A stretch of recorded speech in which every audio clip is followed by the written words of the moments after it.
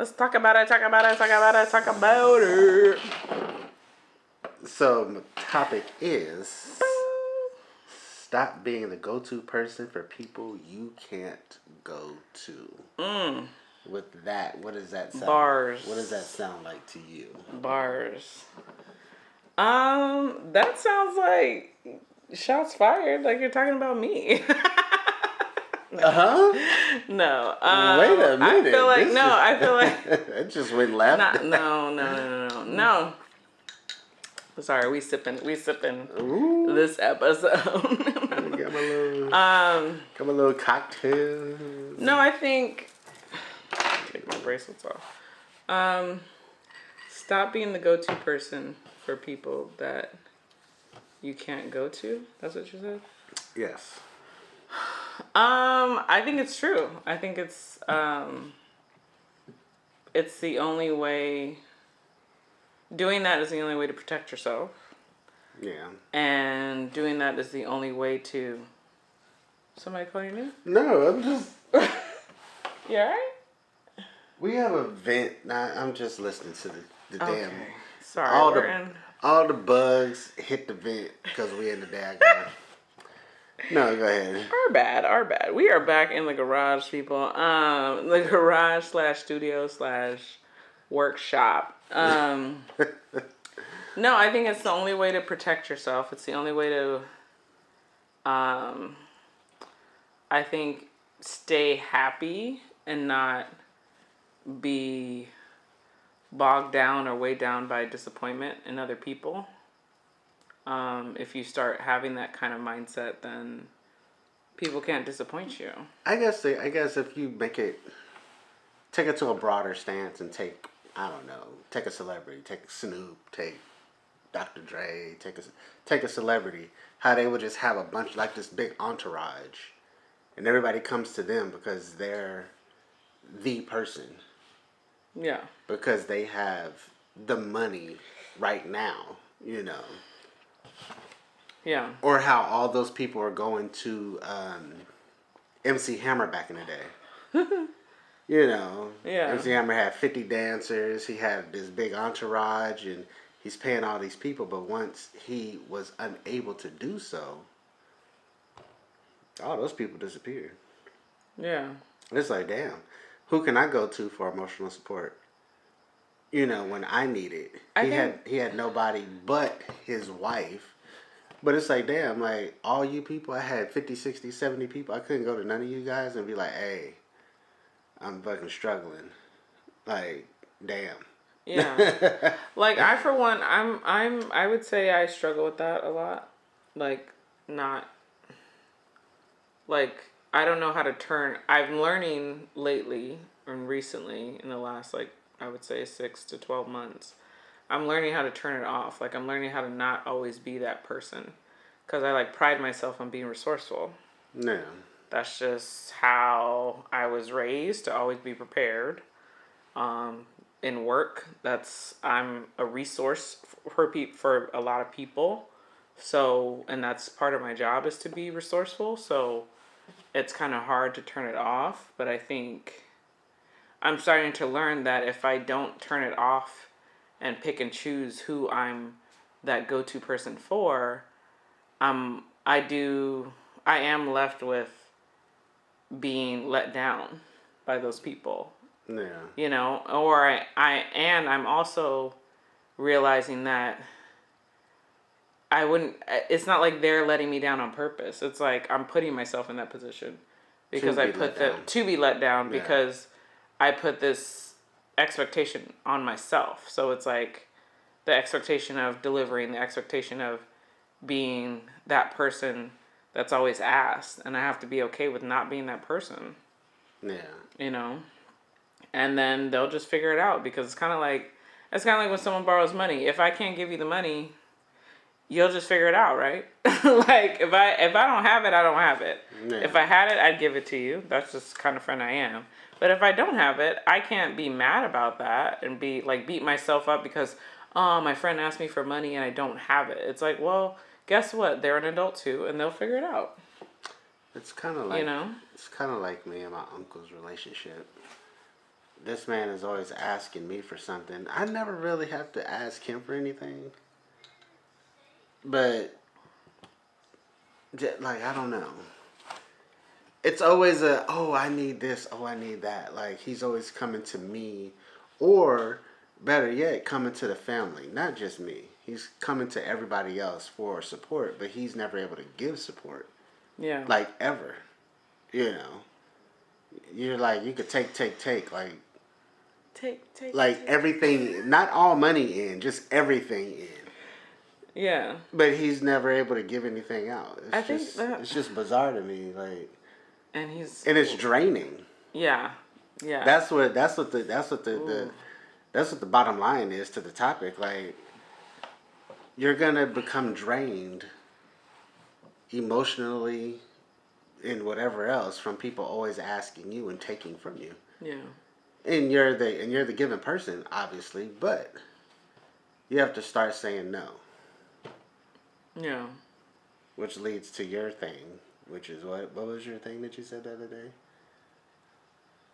I don't remember. About who? About saying no. Oh, in the season of no. Like be in the season of no. Like, no is for the guy's, I don't know his first name, but his last name's Hermosi, and he was saying that the no is me saying no is a yes to myself instead of saying yes to somebody else's needs. Because when you say yes, you're usually saying yes to someone else's needs and wants. And then when you say no, it's saying yes to your own needs and wants. So he was saying he had to reframe his mindset around saying no, because he felt bad saying no. He felt bad like he was letting people down, or he couldn't live up to whatever expectation that these people had of him. But he had to reframe how he thought about the word no. It's like, well, no is for me and yes is for them. So for every yes that I say, I also have to say no to myself. Like, say no, which is my yes. Yeah. You know, so when he said that, I was like, okay. Because I think no is has such a negative meaning with people that I think that's why it's like you feel bad. Yeah. Because you're saying no, this is your friend, or this is your sister, or your mom, you know? And you don't want to say no, but it's like, but the no is your yes. Internally, like it's your internal yes.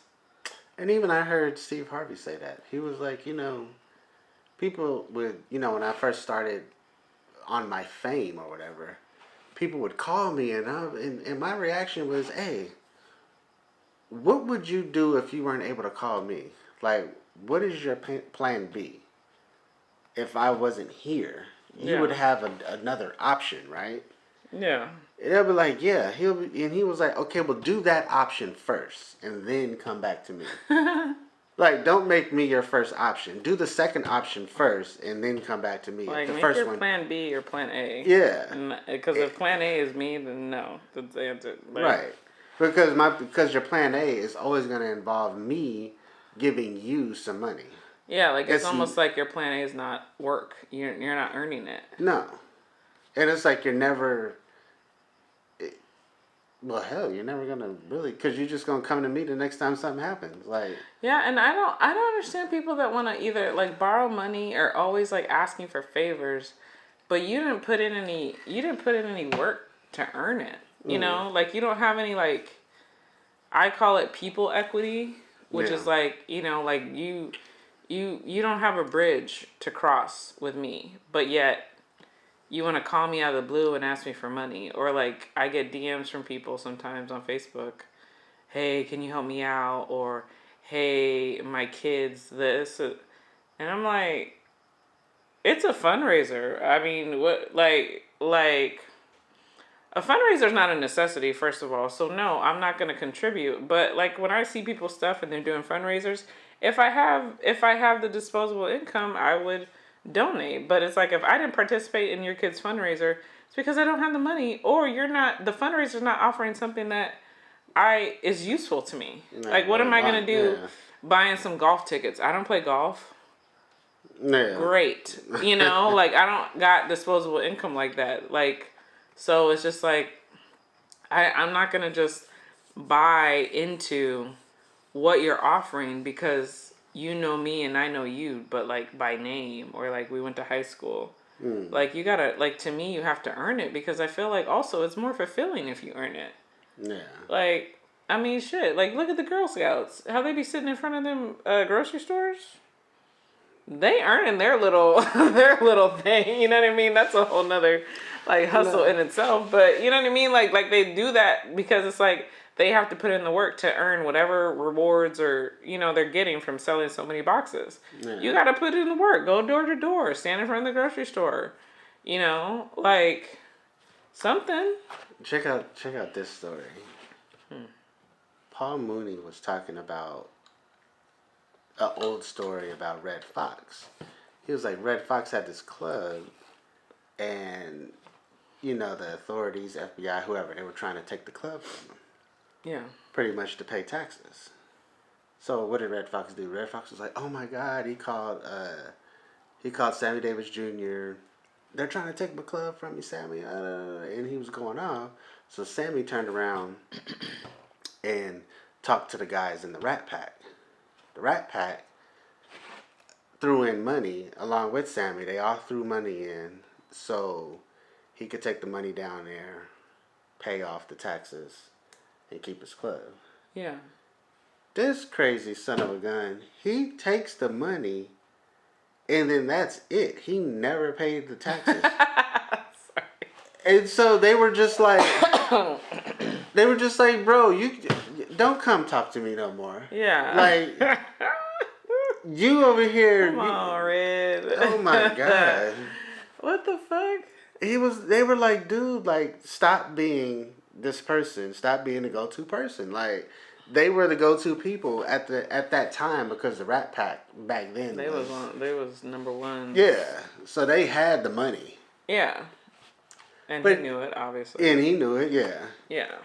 And then on top of that, on top of him having the club, he had the show. So where was he spending his money? Where was his money going? Who knows? But he was not paying no taxes. Yeah. He said, the hell with California and their taxes. I'm going to keep my club. I'm going to do this. And he kept it as long as he could until they actually did take it. Because he tried it. Yeah, but it was over a combination of years. Like he did that for a good 7-8 years, and then they were like, okay, we're just gonna take the club and liquidate everything. I just don't understand that mindset. Like you think it's okay to like use someone else. Like I always want to get in the mind of someone that does shit like that. Like why do you think that this is okay? Yeah. Like what devil is on your shoulder to where you're just like, oh, this is a better idea? No, fool, pay your taxes. What is the better idea? Like you have the problem. They gave you the money to solve the problem, but you're like, you know what? Now that I have it, I don't really need it for that. I'm gonna do X, Y, and Z. I'm gonna keep it. Like, no, you still have the money was to solve the problem. So now you still have that same problem. Yeah. Why were you so mad and pissed off and angry? If you weren't really trying to solve the problem, like you're just like people don't understand how powerful like people equity is. It's like I'm always gonna be good with everybody because I'm never gonna call in a favor that I don't actually use. That's how I operate. It's like, no, I'll be good because I don't know when shit's gonna hit the fan. So, and when it does hit the fan, I want to have a Rolodex. Sorry for my young people, but a phone book of an address book of, you know what I mean, of people that I can call on to help. Like I don't know when that day, if and when that day is gonna come, but I don't want to burn any bridges and not be able to ask. Be able to ask. It's like. And there's a way, I think also there's this fine line where there's a way to say no if you just kind of let the person know why. Like I had to say no to someone and I just was honest. Instead of me just saying, no, I can't do it or no, I don't have time and lying. Because really it wasn't that. It was that I didn't feel comfortable doing the job. So, and I was also, my focus wasn't on my event business. My focus right now is on this podcast, my focus is on doing YouTube. So it's like Yeah. I had to kind of let go of my event business, and I was really like having a hard time saying no to people for jobs or just different events because I knew the amount of work that was going to go into it. I was like, I just don't have the, like, it's gonna look shoddy. And I've done a couple shoddy jobs where it's like, I knew I should have said no to this from the jump, but I didn't. Yeah. And then I end up being disappointed in my work, and then they're like looking at my work like, what the hell's going on? What is this? You know? Where it's like I can't. At first I was mad, but then I thought about it, and I'm like, well, I can't really get mad because I didn't want to do the thing anyway. Yeah. So it's like, who am I really mad at? I should have just said no. Wouldn't even had the problem. Wouldn't even had a problem with the person. You know what I mean? Like, Yeah. it's like sometimes it's like you have to straddle that line, but it's like if you respectfully say, well, no, I'm not focusing on that right now, and I think that's what I said is like my focus is on my YouTube channel, so I'm gonna have to respectfully say like just decline. You know, like if I don't have it in house right now, I'm just not gonna provide the service. So if it ain't tables and chairs, then it ain't getting done. It's not getting done. Like I'm not ordering balloons for anybody. I'm not, you know what I mean? I'm not ordering a special backdrop. I'm not making a special backdrop. Like, no, like my DIY time is spent on my channel and doing this podcast and trying to, you know, reach out to people. Yeah. Reach out. I mean, that was also we were gonna do this sidebar, which we always have. I wanted to do this live, but we haven't figured out how to get our Nikon camera streamed to a live service. So once we figure that out, we're gonna be doing this live. But right now we're sipping on Saturdays. Man, drunk as hell. Well, not drunk as hell, but we got a little JD on our way situation. I mean, you know what? I guess it won't mean nothing right now because we don't have like 5, 10, 17,000 followers, but we ain't here. We on the damn. Okay. It don't mean nothing now. It don't mean nothing now. It don't mean nothing right now because we ain't got. But JD, we ain't got that many followers. But you know what I'm saying? But Tennessee.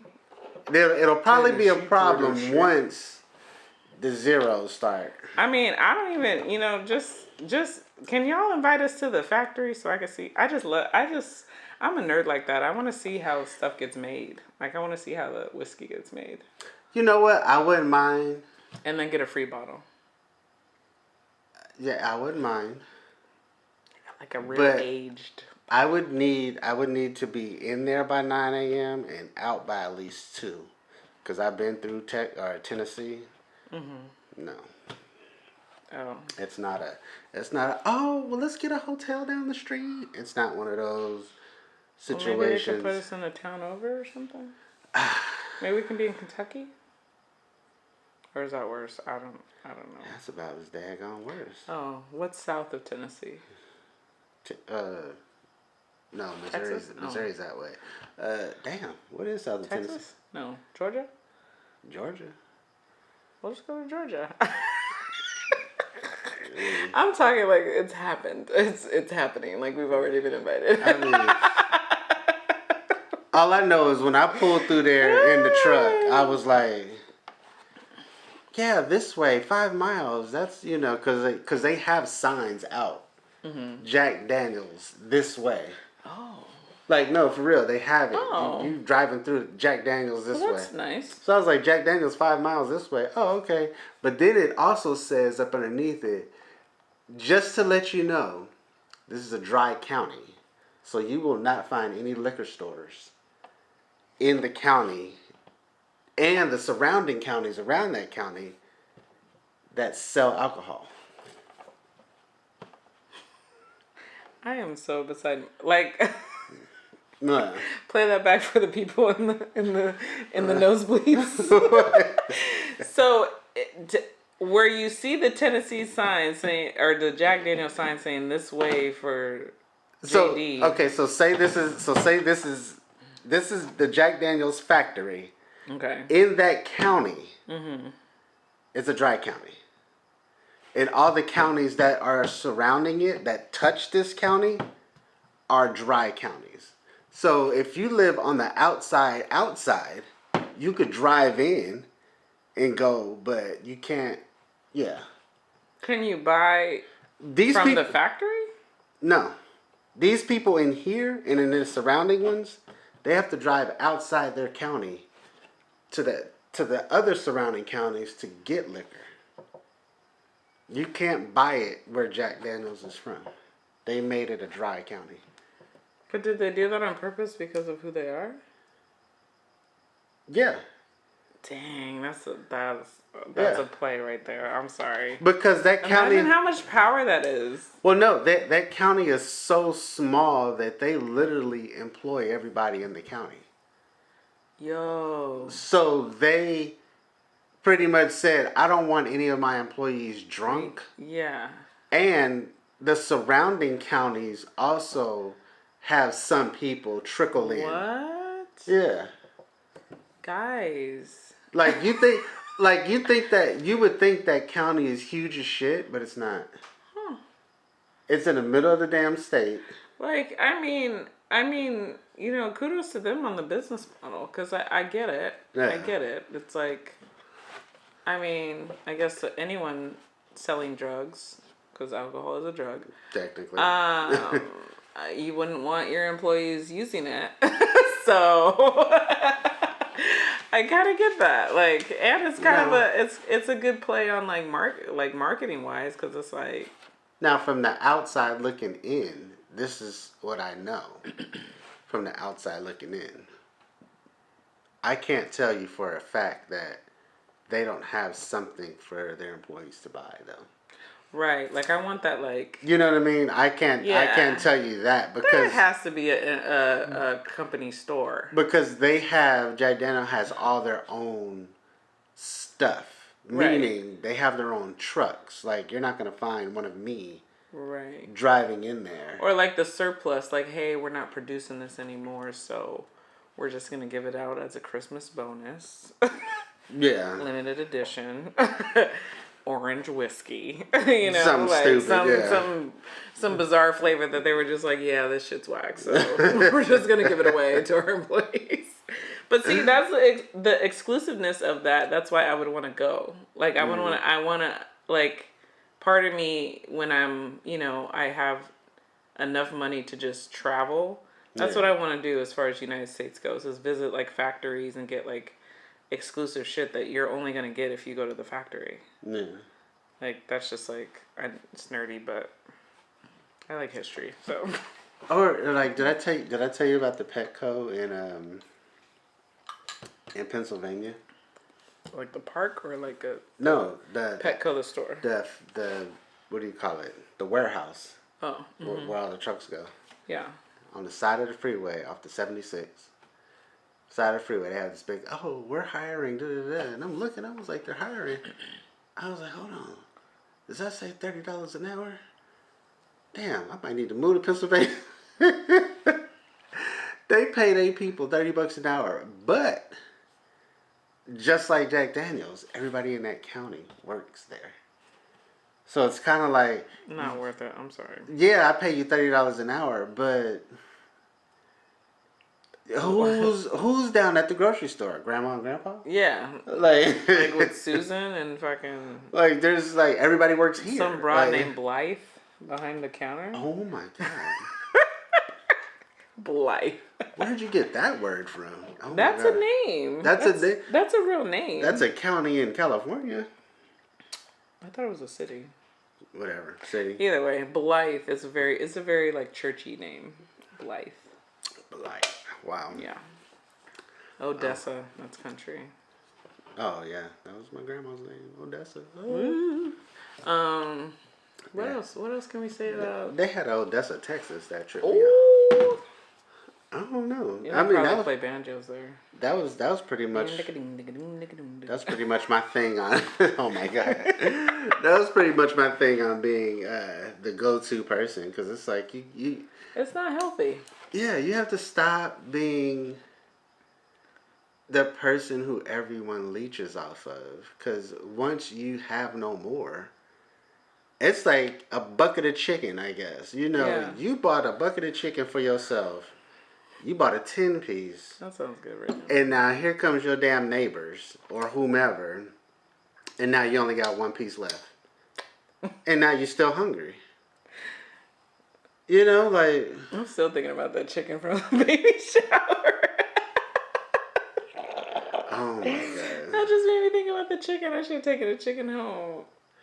Where did homegirl go with all that chicken? She, see, you know what? That's why you can't mess with black folks. Yeah, she brought her own to go too. Probably one for her and one for her husband. She got her shit first and probably went to her husband and was like, "What did you want?" Okay, I'm gonna take it to the car cause not it was the good to go, like with the black bottom and the clear top. Yeah. I know you bought that in like a 24-pack. The shit you see at Denny's. The Denny's. Yeah, like the Denny's containers. Like she got the restaurant grade. Like she came, ate her plate, and immediately went to the car and came back with 2 to-go boxes. Man. I was like, and I thought I was tripping because I thought she was getting food for the older folks that were there. Yeah. No, she went straight back out to the garage and to her car. Out of there. I was like, oh, she didn't even go in the house? She trying to get her meal on for Sunday and Monday. She ain't cooking tomorrow. She not cooking. She ain't cooking tomorrow, so... with her lazy tail. Wow, we just... Excuse me. We just came from a baby shower today, and that's why we still in drink mode. Yeah. So... Well, let's change the... We still want to get right. Want to change the subject. Yeah, let's... The path and the pattern. Hold on. What? That's it for this episode? And that's a set. What? I was going to say 7K podcast. I mean, if we probably only got one more in me. If we have twins... Okay. You ain't trying to have no more kids? Oh, you already wrapped your shit up anyway. Never mind. Yeah. You put a bow tie on it, all kind of extra shit. Yeah, there's a caution tape and a do not enter sign. Ooh. Or do not exit, I guess. Do not exit. Oh my God. Okay. I guess my shit is dried up. I don't know. You guys on YouTube, let us know if you like this little sipping Saturday, because I'm kind of feeling it. So if we could always chill and go live, that'd be cool. We started off strong, but I think it just tapered the hell off. Yeah, we started talking about chicken. I'm so sorry. You want some chicken? Damn. Dude, that chicken was so... I forgot how good grocery store chicken is. Like, like Ralph's Albertsons. Wait a minute. Was it because we were drinking first that the chicken was so damn No, good? because I didn't have a drink until I ate. Oh. That shit was good. I was like, dang, I should have got a bigger piece. I was trying to be polite and got a wing. Because I had a Red Bull and some more shit. I should have got a pie. Then I had the chicken. I was like, damn. And then, I don't know why, but... Even though the spaghetti was cold, the spaghetti was busting, and I was like... Yeah, and then they had that lasagna. This spaghetti should not be busting like this. They had like some cheeseburger lasagna joint. I was like, okay. Wait a minute, time out. How many cheeses was on there? It was like I don't know. 7. It was all the colored cheeses. Oh my God. I was so happy. I was like, whoever made this, thank you. I should have taken some of that home. I don't know. The black lady might have took some of that too with her greedy tail. She probably had a 50-50. She was like a plate that just was 50% chicken, 50%. All I know is from the back, I just saw her arm doing this. I was like, that bitch. Not the wrenching arm with the hard elbow. This bitch is scooping, nigga. Like, woo! Oh my God. There ain't that much food over there. 50 people already went to the damn thing, so she took the rest of the food. Damn. Oh, okay. So just niggas being just. I guess once a nigga, you always a nigga. 65. 85. You just. I feel like you solidify kind of who you are. Like once you're 27. No, I would say early 40s is like the lock in. Like 40, 41, 42. Because I don't think I've ever met someone that was like, wasn't so fully themselves and told me that they were like 40 or above. Yeah. Like, it's like, oh, I'm 41. Okay, bitch, calm down. Ain't nobody arguing with your birthday. Yeah. like I feel like when you hit that age, it's like it's like locked in. Like, this is who I am. Like, I'm me. It don't say PD. Yeah. I'm me. You ain't gotta. Just saying, Bring it back. Bring it What's back. the name of the people downtown? I'm not the DA. I don't need you going hard. I'm mad that you said the people downtown. That's what they are. They're the people downtown. The people downtown. You ain't gonna find their ass nowhere else but down there. Okay, well. Yeah. We're going to end this episode. 5K Podcast, we out. Oh, sorry. Wow. Thank you for listening to the 5K Podcast, and we'll catch you in the next